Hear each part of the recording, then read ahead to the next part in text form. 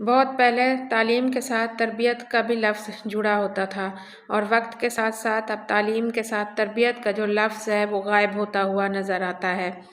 تو جب والدین بچوں کو تعلیم دلانے کا سوچتے ہیں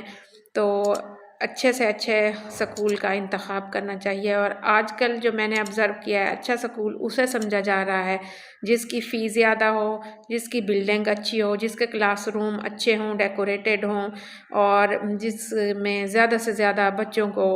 سہولیات فراہم کی جائے۔ اندر سکول کا ماحول کیسا ہے، سکول میں بچے کی شخصیت پر، بچے کی جذباتی صحت پر، بچے کی ذہنی صحت پر کتنا توجہ دی جاتی ہے، یہ کم ہی غور کیا جاتا ہے۔ والدین کو چاہیے کہ سکول کا انتخاب کرتے ہوئے یہ ضرور دیکھیں کہ کیا اس سکول میں یہ کوالٹی ہے کہ وہ ان کے بچوں میں امکانات کے در کو وا کر سکے، کیا اس سکول میں یہ کوالٹی ہے کہ بچوں کی جو چھپی ہوئی صلاحیتیں ہیں وہ اسے باہر لا سکے۔ اور جہاں تک تربیت کی بات ہے تو سکول میں تعلیم کے ساتھ ساتھ تربیت بھی ہوتی ہے، لیکن اس کا تربیت کا جو زیادہ وقت ہے، کیونکہ بچہ گھر پہ گزارتا ہے، تو بچے کی بہتر تربیت جو ہے وہ گھر پہ ہوتی ہے، اور سکول ٹیچرز کے علاوہ یہ والدین کی سب سے زیادہ ذمہ داری ہے کہ وہ بچوں کی تعلیم کے علاوہ ان کی تربیت پر بھی غور کریں،